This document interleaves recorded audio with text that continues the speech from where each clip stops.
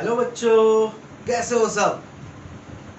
उम्मीद करता हूँ कि मेरे सारे प्यारे बच्चे बहुत अच्छे होंगे। तो मेरे प्यारे बच्चों, मैं आपका दास सर एक बार फिर क्लास 12th की फिजिक्स को लेकर के आपके सामने आया हूँ। जैसा कि मेरे प्यारे बच्चों, मैंने क्लास 12th के लास्ट लेक्चर में आप लोगों को बताया था कि सीरीज ऑफ पैरेलल कॉम्बिनेशन क्या होता है और कैपेसिटर्स में सीरीज एंड पैरेलल कॉम्बिनेशन के क्या फॉर्मूला निकल करके आते हैं और energy stored in a capacitor क्या होता है। तो इन तीन टॉपिक्स को मैंने कवर किया था आपके लास्ट लेक्चर में, और आज के लेक्चर में मैं कवर करूंगा कि किसी भी कैपेसिटर में जो एनर्जी स्टोर होता है उसकी एनर्जी डेंसिटी कितनी होती है। एनर्जी डेंसिटी का मतलब क्या है सर? तो एनर्जी डेंसिटी का मतलब होता है बेटा एनर्जी पर यूनिट वॉल्यूम। क्या बताया मैंने? एनर्जी डेंसिटी का मतलब होता है बेटा एनर्जी पर यूनिट वॉल्यूम। सो आज का लेक्चर मैं स्टार्ट करता हूं with our topic energy density of a capacitor. So your topic will be energy density of a charge capacitor. चलो मेरे प्यारे बच्चों, स्टार्ट करते हैं अपना टॉपिक। क्या है टॉपिक आपका? Energy density of a charge capacitor. एक चार्ज कैपेसिटर का एनर्जी डेंसिटी होता क्या है? तो बेटा सबसे पहले अगर हम लोग किसी भी कैपेसिटर का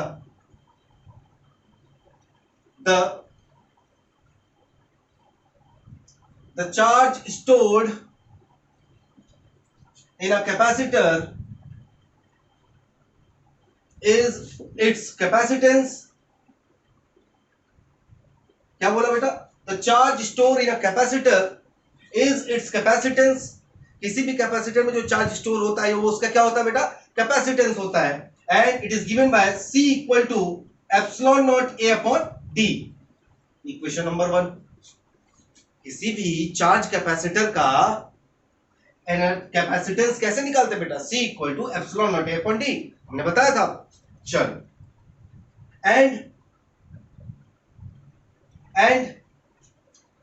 हमें पता है बेटा electric field intensity equal to V upon D। कहां से? पोटेंशियल ग्रेडियंट के फॉर्मूले से। पोटेंशियल ग्रेडियंट कहां से बेटा? पोटेंशियल ग्रेडियंट के फॉर्मूले से E equal to V upon D। Okay, so V equal to क्या हो जाएगा बेटा? E into D। ये equation number 2।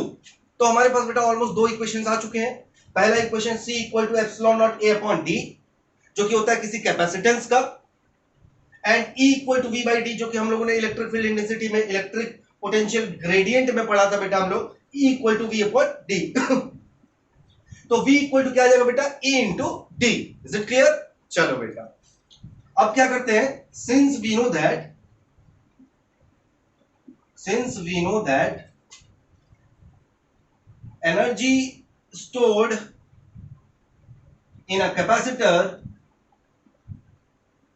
Is U equal to half CV square. यही तो पढ़ा था बेटा हम लोगों ने, U equal to half CV square, यही तो पढ़ा था। चलो बेटा इतना करने के बाद अब क्या करेंगे बेटा, इस कैपेसिटेंस इस एनर्जी स्टोर के फॉर्मूले में हम लोग C और V की वैल्यू रख देते हैं। C की भी वैल्यू मैंने निकाला है, V की भी वैल्यू मैंने निकाला, दोनों वैल्यूज को उठा करके इसमें रख देते हैं। तो U इक्वल टू हाफ तो हाफ है बेटा, C क्या है आपका? Epsilon naught A upon D, epsilon naught A upon D into V की वैल्यू क्या है? E into D, E into D square. Is it clear? चलो अभी यहां लिखता हूं बेटा, मैं आगे इधर की तरफ नोट करता हूं। तो U की value half epsilon naught A upon D into E into D square मिलेगा क्या आपको? U इक्वल टू हाफ तो हाफ रहेगा बेटा, epsilon naught A upon D तो ऐसे ही रहेगा, E square into D square आपको मिलेगा। देख लो, E इंटू D को ओपन करेंगे तो E स्क्वायर D स्क्वायर मिलेगा। तो बेटा D स्क्वायर से D से D कट जाएगा, तो U equal to half epsilon naught A E square D, ये मिलेगा आपको। ओके, चलो एक काम करते हैं बेटा, A और D को एक साथ लिख लो, A और D को एक साथ लिख लो और E स्क्वायर को अलग लिख लो। चलो क्या ये आ गया मेरे पास क्या बेटा, एनर्जी का फॉर्मूला। Equation number 3। हमें क्या निकालना था बेटा, एनर्जी डेंसिटी निकालना था। क्या निकालना था, energy density. So energy density small u, energy density को स्मॉल यू से लिख देते हैं। U equal to energy divided by volume, है ना, energy into divided by volume. तो यू इक्वल टू एनर्जी कितना है बेटा आपके पास, half epsilon not a d e square divided by volume क्या होता है बेटा, area into area into distance, है ना, या फिर एरिया, एरिया मतलब एल स्क्वायर एंड डिस्टेंस मतलब एल, तो मिलके क्या हो जाएगा एल क्यूब, है ना, तो मिल जाएगा ना वॉल्यूम। तो area into D distance, AD यहां पर है बेटा, एडी यहां पर है, दोनों एडी कैंसल आउट कर देंगे तो आपको मिलेगा U equal to half epsilon naught E square.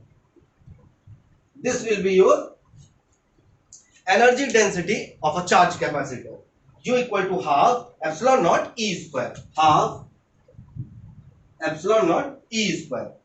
ये होगा बेटो आपका required solution, energy density half epsilon not E square। Is it clear? चलो बेटा एक बार और बता दूं, देखो बेटा हमें निकालना था किसी भी चार्ज कैपेसिटर का एनर्जी डेंसिटी, एनर्जी की डेंसिटी निकालनी थी, कितनी एनर्जी उसके अंदर स्टोर्ड है। तो बेटा सबसे पहले हम लोग को पता है कि जो कैपेसिटर का जो कैपेसिटेंस होता है वो epsilon not A upon D होता है। इसको मैंने इक्वेशन नंबर 1 बना दिया। फिर मैंने पोटेंशियल ग्रेडियंट का फॉर्मूला लिया, E equal to V upon D. तो यहाँ पर V पोटेंशियल की वैल्यू हमें मिलेगी E इंटू डी। दोनों वैल्यूज को उठा करके हमने कैपेसिटेंस के एनर्जी स्टोर्ड वाले, कैपेसिटर के एनर्जी वाले इक्वेशन में हमने सब्स्टिट्यूट कर दिया। फिर क्या क्या था, एक इक्वेशन 3 मिला और हमें क्या निकालना था, एनर्जी डेंसिटी निकालनी थी। तो energy density equal to energy upon volume होता है। तो वॉल्यूम मतलब क्या, एरिया इंटू डिस्टेंस। तो एडी से नीचे डिवाइड कर दिया, एडी से एडी कैंसिल आउट हो गया, आपको एनर्जी डेंसिटी का फॉर्मूला मिल गया। तो उम्मीद करता हूं बेटा आपको समझ में आया होगा। नोट डाउन कीजिए, आगे बढ़ना है।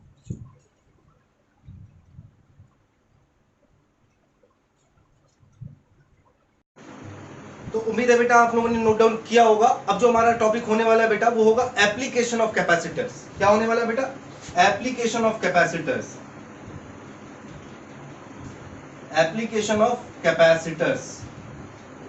कैपेसिटर का यूज कहां होता है, तो सबसे पहला बेटा यूज क्या था बेटा, हम लोगों ने चार्ज को स्टोर किया था। तो पहला टू स्टोर चार्ज। अच्छा दूसरा बेटा वो एनर्जी भी तो स्टोर कर रहा था, केवल चार्ज नहीं एनर्जी भी स्टोर कर रहा था। U equal to half c v square, है ना। तो to store electrical energy, electrical energy. Okay third बेटा in electrical devices, in electrical devices, electrical devices में, इलेक्ट्रिकल डिवाइस का मतलब क्या बेटा, फैन, फैन में कैपेसिटर यूज होता है ना। यस वो जो कैपेसिटर व्हाइट कलर का होता है 2.5 mF का, माइक्रोफैराड का या म्यू एफ का, उसको हम लोग क्या कहते हैं, फैन का कैपेसिटर कहते हैं। तो फैन एक इलेक्ट्रिकल डिवाइस है, मशीन है। तो in electrical instruments, in electrical instruments. Okay चौथा बेटा, बेटा देखो कैपेसिटर का यूज केवल इलेक्ट्रिकल सर्किट में नहीं होता है, इलेक्ट्रॉनिक सर्किट में भी होता है। मैं भी बताता हूं, इन इलेक्ट्रॉनिक्स डिवाइसेस। देखो बेटा इलेक्ट्रिकल और इलेक्ट्रॉनिक्स दो अलग अलग ब्रांचेस है ना। इलेक्ट्रिकल अलग है, इलेक्ट्रॉनिक्स अलग है। जो टीवी का रिमोट और आजकल मोबाइल वगैरह आप देखते हो, घड़ी देखते हो, जो इलेक्ट्रॉनिक्स घड़ी आई है वो सभी इलेक्ट्रॉनिक्स के सेक्शन है। फैन, हीटर, कूलर, ये सब क्या है, इलेक्ट्रिकल डिवाइसेस है। मोटर, ये सब इलेक्ट्रिकल डिवाइसेस है। ओके तो इलेक्ट्रिकल डिवाइसेस और इलेक्ट्रॉनिक्स डिवाइसेस में डिफरेंस है, उसको हम लोग अलग लेक्चर में कवर करेंगे। तो इलेक्ट्रॉनिक डिवाइसेस में भी इसका यूज किया जाता है। चलो fifth number, in scientific study. तो साइंटिफिक स्टडी में भी इसका यूज किया जाता है। बहुत सारे यूजेस है बेटा, जैसे जैसे हम लोग आगे बढ़ेंगे आपको दिखेगा कि कैपेसिटर के बहुत सारे यूजेस हैं। तो बेटा एक काम करो, जल्दी से इसके एप्लीकेशन को नोट डाउन करो, हमें आगे बढ़ना है।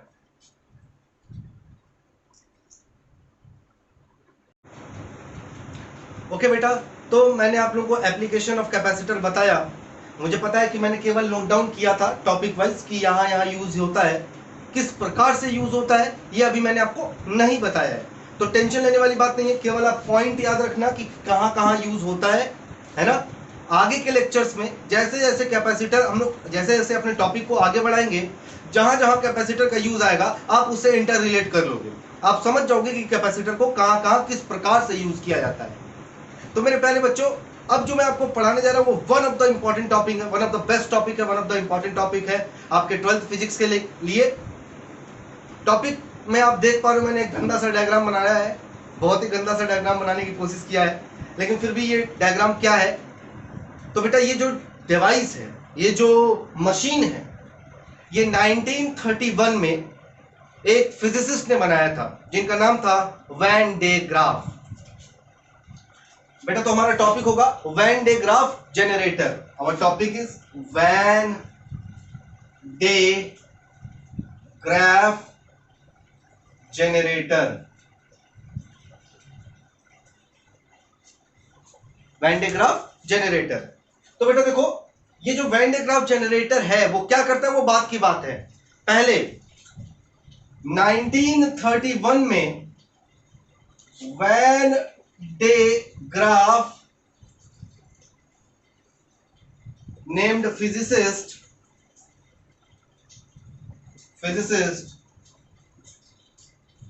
designed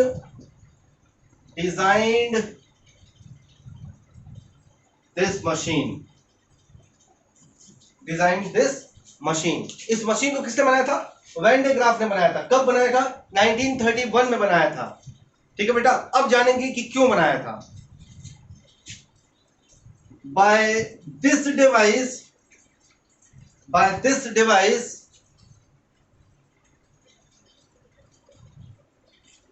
high voltage of electrical energy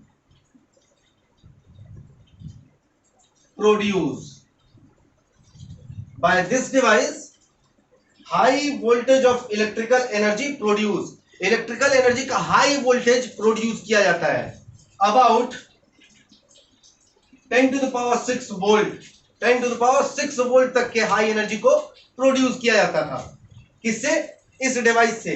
इसी वजह से इसका नाम जनरेटर है बेटा, इलेक्ट्रिकल एनर्जी जनरेट कर रहा है, तो इसी वजह से हम लोग इसको जनरेटर कहेंगे।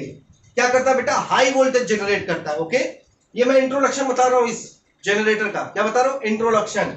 1931 में वैन डे ग्राफ नाम के फिजिसिस्ट ने इस जनरेटर को डिजाइन किया था। बाय दिस डिवाइस, इस डिवाइस से high voltage of electrical energy produce about 10 to power 6 volt. High volt के इलेक्ट्रिकल एनर्जी को प्रोड्यूस किया जाता था 10 टू पावर 6 वोल्ट के। ओके, तो फिर चलो ठीक है, इससे क्या होता था, by this high voltage electrons, protons और आयंस एक्सेलरेट। देखो बेटा, हाई वोल्टेज तो जनरेट करता था, जब ये हाई वोल्टेज जनरेट कर देता था तो बाय दिस हाई वोल्टेज, इस वोल्टेज के थ्रू हम लोग इलेक्ट्रॉन, प्रोटॉन्स और आयन को एक्सेलरेट करते थे। इलेक्ट्रॉन्स हो गया, प्रोटॉन्स हो गया और जो आयंस हो गया, उनको चलाते थे। चलाने के लिए, क्या करने के लिए, मूव कराने के लिए। अच्छा, अगर बेटा अगर मैं आपसे कहूं कि आपके पास एक इलेक्ट्रॉन है या फिर एक प्रोटॉन है, इस प्रोटॉन को आपको बहुत हाई वोल्टेज से चलाना है, तो कैसे चलाओगे, नहीं पता। यही वो डिवाइस है बेटा जो उस एक इलेक्ट्रॉन को आप, प्रोटॉन को आप मूव करा सकते थे, चला सकते थे। अगर मैं आपसे कहूं कि आप चलाओ प्रोटॉन को, क्या करोगे, फूंक मारोगे, नहीं चलेगा बेटा। तो उसके लिए हमारे पास एक डिवाइस होना चाहिए था, तो इसी डिवाइस को बनाया था किसने, वैन डे ग्राफ ने बनाया था बेटा। तो इस डिवाइस का आपको समझ में आया कि ये डिवाइस क्या है और ये डिवाइस करता क्या है। ये दो चीजें मैंने बताया, what is this device and what actually does this device. ये डिवाइस क्या है और ये डिवाइस करता क्या है। तो सबसे पहली बात, ये डिवाइस क्या है, एक जनरेटर है जो कि हाई वोल्टेज को जनरेट करता है। ठीक है, इसका काम क्या है? इलेक्ट्रॉन, प्रोटॉन्स और आयंस को एक्सेलरेट करने का, बहुत हाई वेलोसिटी में चलाने के लिए। Okay, this is the introduction of Van de Graaff generator. What? Introduction of Van de Graaff generator. तो एक काम करो बेटा, यहां पर हेडिंग लिखना इंट्रोडक्शन। इंट्रोडक्शन, इंट्रोडक्शन लिख करके इतना नोट डाउन कीजिए। ये डायग्राम बनाना है आपको, बहुत इंपॉर्टेंट है ये डायग्राम। अभी मैं ये डायग्राम एक्सप्लेन करूंगा, ठीक है? तो ये डायग्राम आपको बनाना है, तो वीडियो को पॉज करो, इसको नोट डाउन करो, इसे ड्रॉ कीजिए।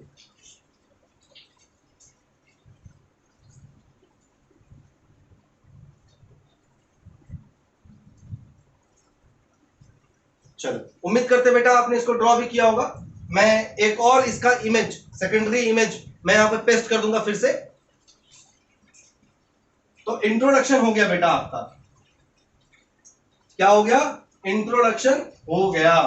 तो जब एक बार इंट्रोडक्शन हो गया बेटा, तो इंट्रोडक्शन के बाद हम इसके डिजाइन को पढ़ेंगे कि ये बना कैसे। तो हमारा नेक्स्ट टॉपिक होगा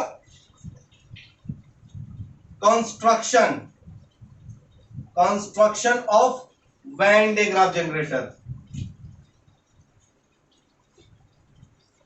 वैन डे ग्राफ जनरेटर यह बनता कैसे है? ठीक है बेटा। तो देखो बेटा, इसके पास दो स्टैंडिंग इंसुलेटिंग स्टैंड होते हैं। देखो यहां पर एक इंसुलेटिंग स्टैंड और ये दूसरा insulating stand. It has two insulating stand. तो सबसे पहला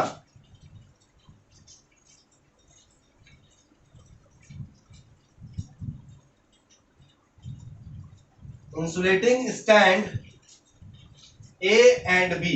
इसके पास क्या है? दो इंसुलेटिंग स्टैंड है, ए और B. Okay,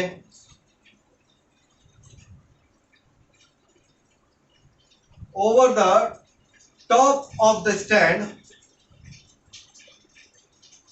over the top of the stand, stand के टॉप पे there is a sphere, there is a sphere,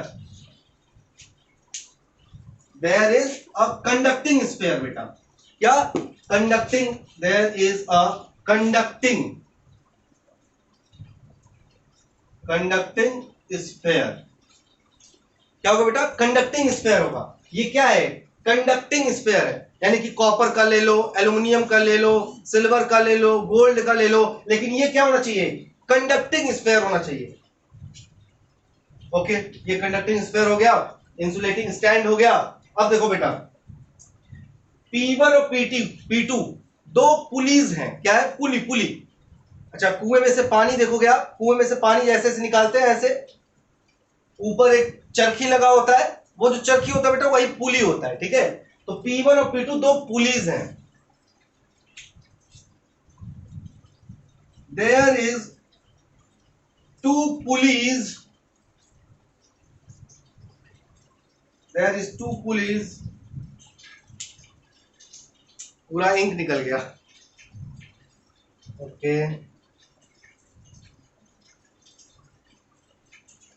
there is two pulleys, दो पुलीज हैं, P1 and P2। ओके, pulley P1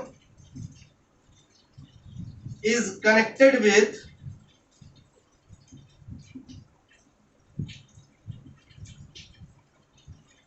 a motor।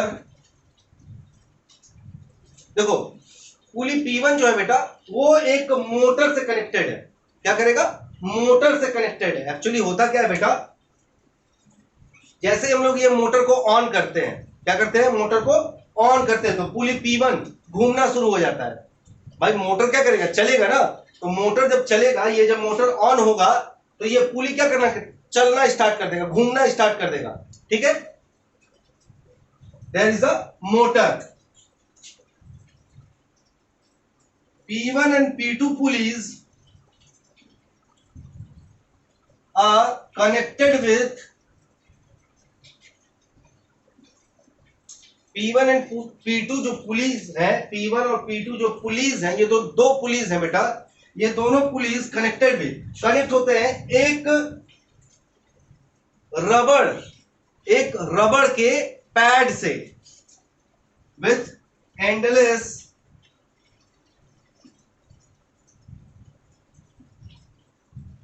Rubber pad. देखो बेटा मैंने क्या क्या बताया, दो स्टैंड होते हैं ए और बी, एक स्फेरिकल बॉल होता है कंडक्टिंग का, P1 और P2, इसके अंदर दो पुलीज होते हैं। P1 पुलीज मोटर से कनेक्ट होता है, जब मोटर को ऑन करते हैं तो P1 पुली घूमने लगता है, और इस P1 पुली के ऊपर P1 और P2 से कनेक्टेड है एक रबड़ का एंडलेस बेल्ट। अब ये एंडलेस बेल्ट क्या होता है बेटा, माला देखे हो, माला जो गले में पहनते हैं माला, तो वो माला जब निकालोगे तो वो एक क्या होता है, एंडलेस होता है ना, उसका कोई एंड नहीं होता है, ऐसे एक सर्कुलर होता है। तो यहां पर एक पहना दो, एक यहां पर पहना दो, उसी तरह का रबड़ का एक बेल्ट होता है। आटा चक्की में गए हो, जहां जहां गेहूं पीसा जाता है, आटा चक्की, तो आप देखोगे वहां पर एक बेल्ट लगा होता है, ऐसे करके बेल्ट लगा होता है जो दूसरे से कनेक्ट होता है। वैसा ही बेल्ट, वैसा ही रबड़ का बेल्ट क्या इन दोनों पुलिस के ऊपर लगाया जाता है। तो वही मैंने लिखा हुआ है, with endless rubber pad, rubber pad के साथ इसको क्या करते हैं, कनेक्ट कर देते हैं। ओके चलो बेटा, अभी बहुत सारी चीजें हैं, स्पेस नहीं मेरे पास, तो फिलहाल आप इतना नोट डाउन कीजिए, इसके बाद मैं और नोट करूंगा, धीरे धीरे बताएंगे कि कौन कौन सा क्या क्या है। ओके नोट डाउन करो।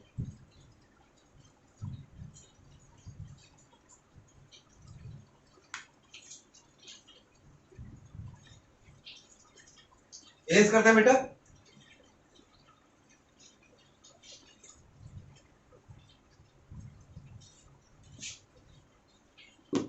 अब आप देख रहे हो बेटा, यहां पर मैंने एक डिजाइन बनाया हुआ है ऐसे करके, ऐसे करके कंघी की तरह, कॉम्ब की तरह, कॉम्ब की तरह, है ना। तो मैंने यहां पर नाम रखा हुआ है C1 एंड C2, दो क्या है, कॉम्ब है, कंघी टाइप के हैं, है ना, कंडक्टर्स हैं, क्या है, कंडक्टर्स हैं। कंडक्टर्स को किस फॉर्म में रखा गया है, कॉम्ब के फॉर्म में रखा गया है। तो C1 and C2 are two comb of conducting material. दो क्या है, कंघे हैं, कंघी है किसका, कंडक्टिंग मटेरियल का, कंडक्टिंग मटेरियल का। Okay C1 is connected with direct current supply. C1 को हम लोग एक एनर्जी सोर्स से जोड़े हुए हैं, किससे जोड़े हुए हैं, एनर्जी सोर्स से, ये डीसी से, ठीक है, लिखा हुआ है यहाँ पे डीसी, एनर्जी सोर्स। और C2 जो है कनेक्टेड है किससे, ये जो मेटालिक स्फीयर था उससे कनेक्टेड है, मेटालिक स्फीयर से कनेक्टेड है। देख लो तो होता क्या है, तो पहले नोट डाउन कर लेते हैं। C1 and C2 are two metallic comb, दो मेटालिक कॉम्ब होते हैं। C1 is connected with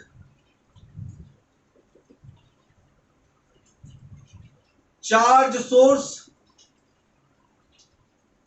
charge source, C1 charge source के साथ कनेक्टेड है, and C2 is connected with sphere. C2 जो है कनेक्टेड है वो किससे, स्फेयर से, स्फेयर से। ओके चलो बेटा नोट डाउन कर लो, नोट डाउन कर लो। अब मैं वर्किंग प्रिंसिपल पे जाऊंगा, ये पूरे इस डिवाइस के बारे में हो गया, ठीक है, इस पूरे डिवाइस के बारे में हो गया। एक चीज और है कि इन सभी को, ये पूरा का पूरा जो सेटअप है बेटा, एक बक्से के अंदर रखते हैं, है ना, एक बॉक्स के अंदर रखते हैं। आप ट्रांसपेरेंट बॉक्स भी ले सकते हो, चलो बताऊंगा इसको, फिलहाल इतना आप नोट डाउन कीजिए।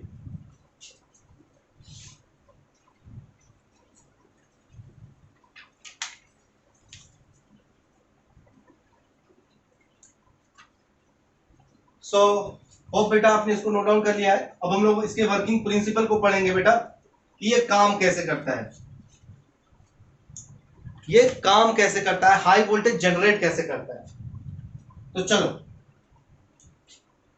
होता क्या है बेटा, सबसे पहले हम लोग डीसी को ऑन करते हैं, यानी कि चार्ज सोर्स को ऑन करते हैं, जिससे इस रास्ते से होकर के C1 से चार्ज किस पे जाता है, रबड़ की पट्टी के ऊपर जाता है, किसके ऊपर, रबड़ की पट्टी के ऊपर डिलीवर हो जाता है। ओके, मोटर को ऑन कर देते हैं। ओके, तो मोटर को ऑन करेंगे तो ये पट्टी क्या होगी, अब ये पट्टी ऐसे चलेगा, है ना, ये पट्टी ऐसे ऐसे चलता रहेगा, ये पट्टी इसके ऊपर ऐसे रोटेट करेगा, तो यहां से चार्ज इसके ऊपर जा रहा है पट्टी के ऊपर, और ये पट्टी आगे जा रहा है ना। तो देखो जैसे ही मोटर को ऑन करेंगे तो मोटर क्या करेगा, पट्टी को ऐसे चलाना शुरू करेगा और ये चार्ज दे रहा है, तो ये जो चार्ज लेकर के आगे बढ़ता रहेगा। This rubber band will move with charge, charge के साथ मूव करेगा। ओके, C2 जो है, कौन जो C2 है, जब ये चार्ज रबड़ C2 के पास पहुंचेगा तो ये तो एक कंडक्टर है, तो चार्ज क्या चाहेगा, कंडक्टर के पास चले जाए, है ना। तो ये जो चार्ज है, पॉजिटिव चार्जेस जो है बेटा, वो C2 के रास्ते बॉल को मिल जाएगा, स्फेरिकल बॉल को मिल जाएगा। समझ रहे हो बात को। तो यानी कि सारे के सारे पॉजिटिव चार्ज बार बार किस पे आएंगे, इस स्फेरिकल बॉल के ऊपर आ जाएगा, है ना। स्फेरिकल बॉल है बेटा, तो सारे के सारे चार्ज इसी पे तो कलेक्ट होते जाएंगे। देखो रबड़ का जो बेल्ट है बेटा, वो ऐसे ऐसे मूव कर रहा है, पॉजिटिव चार्ज इसके ऊपर जा रहा है, ये पॉजिटिव चार्ज जैसे C2 के पास पहुंचेगा, ये जो स्फेयर है वो सारे के सारे पॉजिटिव चार्ज को अपनी तरफ खींच लेगा, तो फिर ये खाली हो जाएगा, है ना। खाली होकर के जैसे ही फिर यहां पर आएगा तो फिर चार्ज मिलेगा, फिर मूव करेगा, और इस तरह से बार बार जितने भी पॉजिटिव चार्ज है वो सारे के सारे किस पे कलेक्ट हो जाएंगे, इस स्फेयर के ऊपर कलेक्ट हो जाएंगे। किसके ऊपर, इस स्फेयर के ऊपर कलेक्ट हो जाएंगे। और हमें पता है कि अगर पॉजिटिव चार्ज कहीं पर है तो वहां पर क्या होगा, इलेक्ट्रिक पोटेंशियल होगा। क्या होगा बेटा, इलेक्ट्रिक पोटेंशियल होगा। समझ में आई बात। वर्किंग प्रिंसिपल नोट डाउन कराऊं, तो चलो हेडिंग होगा आपका working principle, working principle,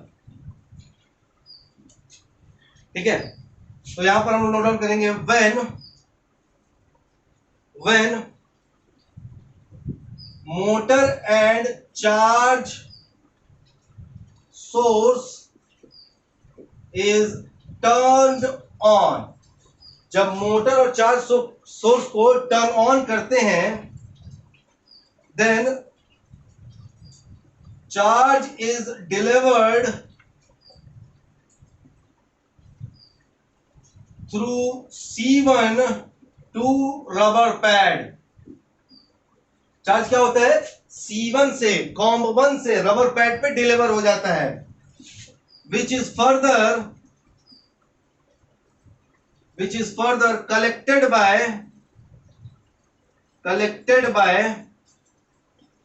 C2, which is further collected by C2 and delivered it to conducting sphere, to conducting sphere, conducting sphere को मिल जाता है। Hence on sphere there collect high quantity of positive charge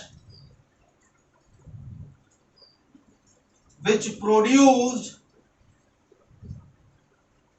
high potential energy, which produce high potential energy। समझ में आई बात बेटा। क्या किया, मोटर को, चार्ज सोर्स को ऑन करेंगे तो मोटर क्या करेगा, पुली को घुमाएगा, पुली घूमेगा तो इसके ऊपर जो बेल्ट चढ़ा के रखे हैं वो बेल्ट क्या करेगा, वो भी तो चलेगा। तो यहां से चार्ज बेल्ट को मिल रहा है, यहां पर से C2 से चार्ज को कलेक्ट किया जा रहा है, वो स्फेयर को मिलता चला जा रहा है। यही तो हो रहा है, जिससे इसके ऊपर बहुत ज्यादा क्वांटिटी में पॉजिटिव चार्ज कलेक्ट हो जाएंगे और जिसकी वजह से हाई वोल्टेज प्रोड्यूस हो जाएगा, है ना, produce high potential energy. Is it clear. चलो बेटा शाबाश, इसको नोट डाउन करो। थोड़ी सी चीज और है, उसको भी बताऊंगा, नोट डाउन करो।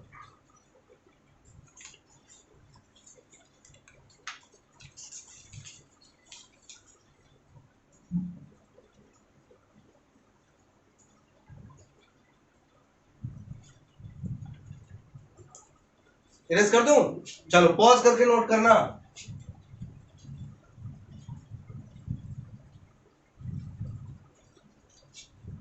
सो अब बेटा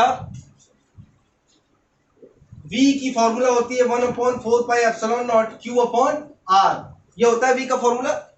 तो यहां से अगर मैं पूछूं कि चार्ज का फॉर्मूला क्या हो जाएगा, चार्ज क्या हो जाएगा, तो आप बोलोगे सर ये होगा v into 4πε0 r।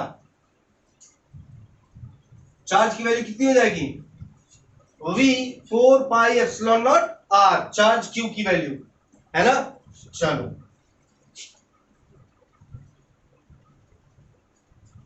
Okay, now q, charge density sigma equal to charge density sigma, charge density sigma equal to q upon a। Charge density क्या होता है बेटा, sigma equal to q upon a। तो sigma equal to q की value बेटा 4πε0 r divided by a मतलब क्या, area, area मतलब क्या, r स्क्वायर, r स्क्वायर। तो चलो ठीक है बेटा, सिग्मा इक्वल टू r से r कटेगा, v 4πε0 divided by r, divided by r। अब देखो v वोल्टेज जो है वो कांस्टेंट होगा, क्यों, क्योंकि इसके ऊपर जो चार्ज आ जाएगा, जो चार्ज है, अच्छा बताओ बेटा, q चार्ज के लिए पोटेंशियल क्या हो जाता है, सेम रहता है ना। अब q से चार्ज बढ़ेगा तब तो पोटेंशियल चेंज होगा, तो q चार्ज के लिए पोटेंशियल तो कांस्टेंट हो गया ना, तो v कांस्टेंट हो गया, 4 कांस्टेंट है, पाई कांस्टेंट है, एप्सिलॉन नॉट भी क्या है, कांस्टेंट है। सिंस v 4πε0 आर कांस्टेंट, सो अगर ये सारे कांस्टेंट है तो हम यहां लिख सकते हैं sigma directly proportional to 1 upon r. Charge density is inversely proportional to 1 upon r.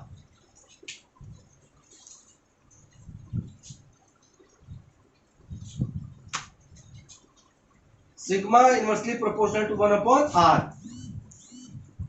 लिख सकते हैं ना, हाँ बिल्कुल लिख सकते हैं। अब इसका मतलब क्या है, इसका मतलब क्या है, पहले इसको नोट डाउन करो फिर बताता हूं, इसको नोट डाउन करो। जहां पर आपने खत्म किया अपना क्या, इसका थ्योरेटिकल पार्ट, उसके बाद आप लिखोगे ये वाला, ठीक है, कंटिन्यू करते चले जाओ, कोई दिक्कत नहीं है।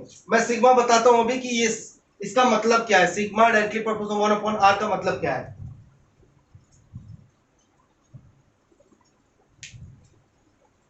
चलो बेटा, उम्मीद करते हैं कि नोट किया होगा आपने। ये मैं इरेज करता हूं, मुझे इससे मतलब है, यहां पर जो रिलेशन आया मुझे इससे मतलब है। यहां पर है sigma directly proportional to 1 upon r. ये जो आर है बेटा वो इसका रेडियस नहीं है ना, इसका रेडियस नहीं है। ये आर जो है, ये जो कॉम्ब था, ये जो कॉम्ब था, जो कंघी था, उस कंघी का ये जो एंड है ना, ऐसे करके जो बन रहा है यहां पर, इसका रेडियस है। जो शार्प एंड है, जो शार्प एंड है, उस शार्प एंड का रेडियस आर। ओके, समझ में आई बात। तो यहां पर जो शार्प एंड है बेटा, उसका रेडियस क्या होगा, लगभग 0 के बराबर होगा। आर टेंड्स टू 0, आर लगभग 0 के बराबर होगा। अरे बेटा ये बताओ, जो सुई होता है, सुई, सुई का जो शार्प एंड होता है, ऐसे करके सुई बनता है ना, जो शार्प एंड होता है वहां पर रेडियस कितना होगा, लगभग 0 के बराबर होगा, लगभग 0 के बराबर होगा। अच्छा, अगर आर लगभग 0 के बराबर है, आर लगभग 0 के बराबर है, तो सिग्मा क्या हो जाएगा, सिग्मा क्या हो जाएगा, सिग्मा टेंड्स टू इंफिनिटी। देख लो बेटा, अगर आर यहां पर 0 रखते हैं तो 1 अपॉन 0 इक्वल टू क्या, इंफिनिटी ना। तो sigma directly proportional 1 upon r, r 0 के इक्वल है तो सिग्मा क्या हो जाएगा, इंफिनिटी हो जाएगा। अब यह इंफिनिटी का मतलब क्या है, इंफिनिटी का मतलब है चार्ज डेंसिटी, इसको यहां लिखते हैं,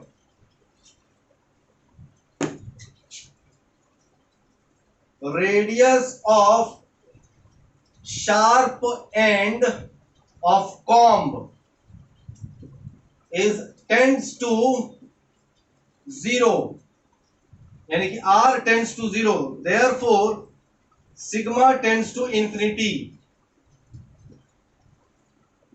means charge density is infinity और मैक्सिमम ये जो शार्प एंड है यहां पर और यहां पर जो शार्प एंड है बेटा, पूरा खेल इस शार्प एंड का है। ये जो कंघी बना हुआ है ना, ये कंघी का ही पूरा खेल है इस पूरे जनरेटर में। अगर ये कंघी नहीं होता तो काम ही नहीं करता ये। कैसे? देखो बेटा, हमें देखा कि सिग्मा जो चार्ज डेंसिटी है वो इनवर्सली प्रोपोर्शनल है किसके? कंघी के रेडियस के। कंघी के रेडियस के। और रेडियस क्या है? शार्प एंड पे लगभग 0 के इक्वल है। तो सिग्मा यानी कि चार्ज डेंसिटी क्या हो गया? इनफाइनाइट हो गया। चार्ज डेंसिटी का मतलब होता है बेटा कितने नंबर ऑफ चार्ज है per unit area per unit volume में, है ना? Per unit area per unit volume में कितने नंबर ऑफ चार्ज है। तो यहां पर तो क्या आ रहा है? इन्फिनिटी, यानी कि बहुत ज्यादा चार्ज है ना? इसका मतलब यहां से जो चार्ज निकलेगा वो कितना निकलेगा? 1 2 3 नहीं निकलेगा, इन्फिनिटी नंबर निकलेगा। बहुत सारे चार्ज निकलेंगे, खटाखट चार्ज निकलेगा। बहुत ज्यादा अमाउंट में पॉजिटिव चार्ज यहां निकलेगा। अच्छा, इसी तरह यहां पर जो कंघी लगा हुआ है यहां पर इस तरह से, यहां पर, तो वो क्या करेगा? जब शार्प एंड से ज्यादा चार्ज निकल रहा है तो इस शार्प एंड से ज्यादा सारा का सारा चार्ज क्या कर लेगा? एक्सेप्ट कर लेगा, ले लेगा अपनी तरफ। समझ लो बात को? तो यही होता है बेटा, यहां पर charge density will be maximum, infinity और मैक्सिमम। ओके, समझ आ गई बात? ये जो कंघी है बेटा, इस पूरे खेल में इस कंघी का बहुत ज्यादा प्रयोग है। शार्प एंड का जो रेडियस होना, शार्प एंड क्यों होना चाहिए? शार्प एंड क्यों होना चाहिए? क्योंकि यहां पर जाएगा शार्प एंड पर रेडियस 0 के इक्वल हो जाएगा और जो डेंसिटी होगी वो मैक्सिमम हो जाएगी। डेंसिटी मतलब क्या? नंबर ऑफ चार्ज सबसे ज्यादा हो जाएगा। तो हमें यहां पर ज्यादा ही चार्ज तो चाहिए, क्योंकि ज्यादा चार्ज इसको मिलेगा तब तो हाई पोटेंशियल पैदा होगा। यस, तो इसके लिए यहां पर क्या होना चाहिए था? शार्प एंड होना चाहिए था, कंघी होना चाहिए था। और यहां से शार्प एंड को यहां पर क्या करना चाहिए था? खींचने के लिए भी शार्प एंड चाहिए, ज्यादा से ज्यादा चार्ज को खींच ले। ओके, चलो बेटा, उम्मीद करते हैं आपको समझ में आया होगा वैन डे ग्राफ जनरेटर होता क्या है और ये काम कैसे करता है। क्लियर है? तो चलो बेटा, इसको भी नोट डाउन करो। एक चीज पे ऊपर बात करनी है मुझे।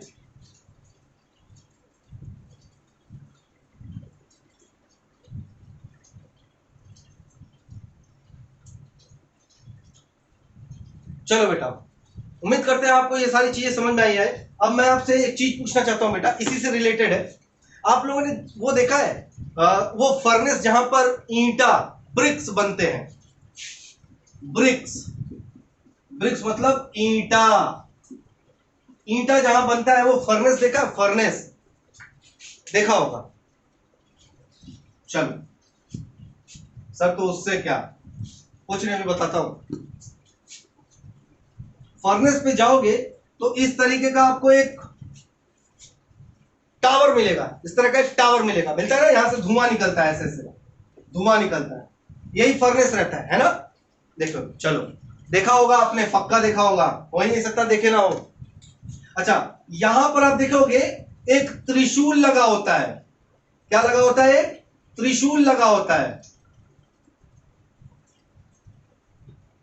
ऐसे करके एक त्रिशूल लगा होता है, लगा होता है, देखना। ये त्रिशूल यहां पर क्या कर रहा है? क्या कोई टोटका है? नहीं, ये त्रिशूल यहां पर टोटका नहीं है, इसका साइंटिफिक रीजन है। ये जो त्रिशूल यहां पर है बेटा, वो कोई टोटका नहीं है, शिव जी का धनुष नहीं है, इसके पास एक क्वालिटी है। तो त्रिशूल कैसा होता है बेटा? ऐसा होता है।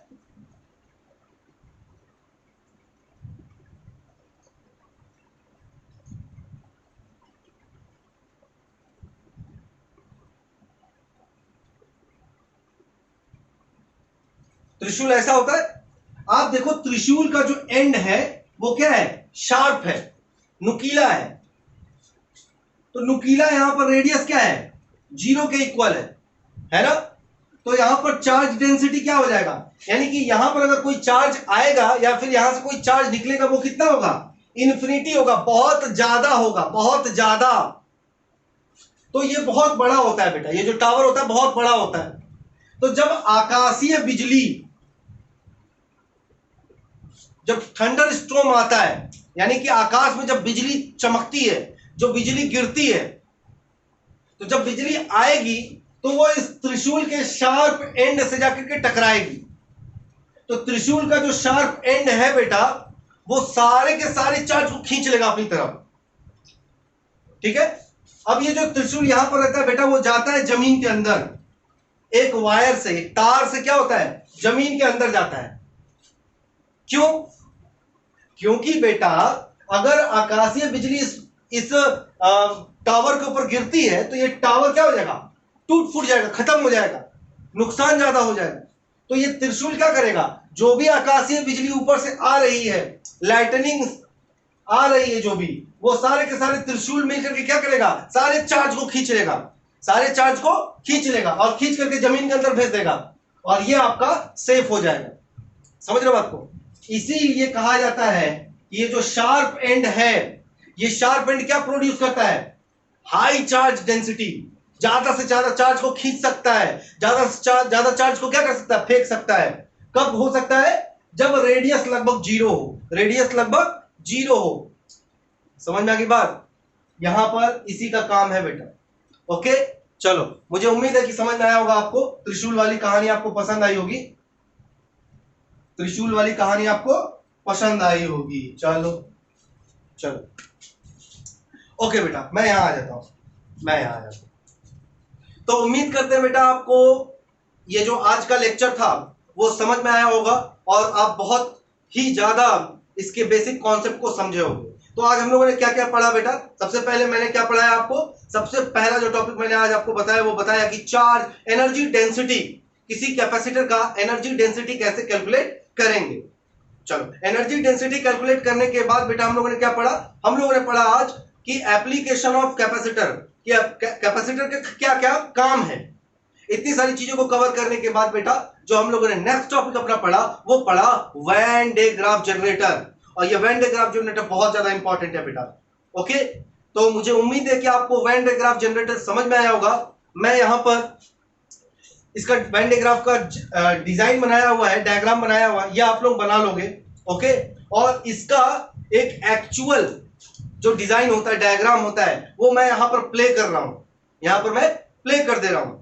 तो प्ले करते समय आप लोग इसको देख लेना कि ये किस तरह का डायग्राम है यहां पर। ओके, तो चलो मेरे प्यारे बच्चों, उम्मीद है कि आपको आज का ये लेक्चर समझ में आया होगा। और अगर कोई डाउट होगा तो बेटा मेरे से जरूर पूछ लेना, मैं उसके ऊपर, आपके डाउट्स के ऊपर एक नया वीडियो बना करके आपको भेज दूंगा। तब तक के लिए अपना ध्यान रखना। मेरे चैनल कॉमर्स गुरु क्लासेस और साइंस गुरु क्लासेस को लाइक, शेयर और सब्सक्राइब जरूर करना।